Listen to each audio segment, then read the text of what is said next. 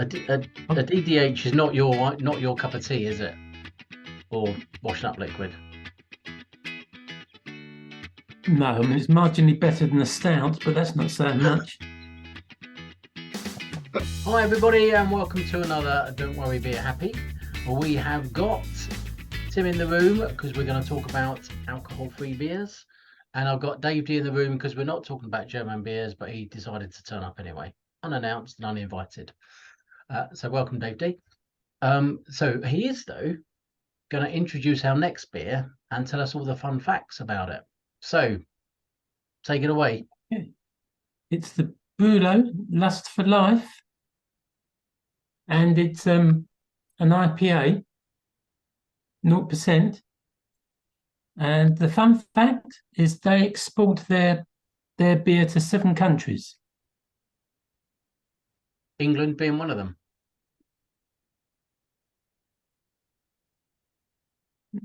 I didn't look up what countries they were. Oh, okay. Well, they are Scottish, so it's Tell sort of an export. They were launched a couple of years ago by the guy who does Beer 52, because some of their subscribers were asking about alcohol-free, apparently. So he launched the brand. They started off with a couple of IPAs. Yeah. And then they went for their DDH range, which is where this one came in. So their double dry hopped IPA. Yep. And this one's now become part of their core range to sell all the time. So. Well, I quite like a DDH, so I'm intrigued about this. Before we go any further, though, I know that's nice, isn't it? Hey, Buff, look at that. That's lovely. Before we go any further, Mr. Purity Expert, what stuff's in this that you don't like? No, this one's fine. Oh, this one's okay. Water, barley, hops, and yeast. Wow. Okay, so it gets a thumbs up then. In terms of ingredients, yes. Yeah, excellent. Well, should we crack on about the can? Because I love this can. I'm going to give it a 9. It's just a bit bonkers, but I love it. I've got a feeling I'm going to be the odd one out again. Oh, here we go. I don't like it. It's a 6 for me. Really? Well, look, I don't like the colour. There's no story on the can. Yeah. This side's okay in terms of colour, but it's nothing much. Though? Yes, but the all-seeing eye, that's alcohol-free. Spooky. Well, no. It's a circle inside another shape. Okay, right, moving on. What's your score? Yeah, I quite like the can as well. Like you said, the eye design. Yeah, I find it quite catching. You've got their logo on that side, which as well is catchy. I find quite good. Yep. The name's quite clever as well. The way they've got Brulo, so brewing low and things. So nothing to do with Frank Bruno, bruv. Just got to tell you that. Thank you. So, yeah, you might guess from my glass that I like the branding. Hey, look at that. That's cool. Oh, gone the wrong way. So what's your score then, Tim? I'm going for a 9 on that as well. 2 9s and a 6. And a 6. I told you I'm going to be the odd one out again. Oh, dear. Unfortunately, there is no cap on this. It's only a ring pull, so you have to make do with that. It looks fine. There's a good amount of froth.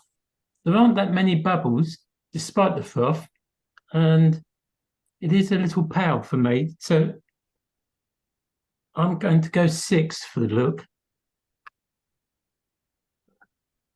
No, I like that. That's an 8 for me. That's a nice looking beer. What do you reckon, Tim? Yeah, you've both got a bit ahead than mine on that. I think maybe the shape of the glass or something doesn't help. Yeah, could be. But yeah, it's a nice colour. Very clear. Yeah, I'm actually going to go for a 9 on the looks. Now, you see, I would have gone for a 9, but the citrus smell was just a bit too much for me. But an 8's good. Oh, dear. No. You shouldn't have drunk it. Well, how would I score the taste? Wow.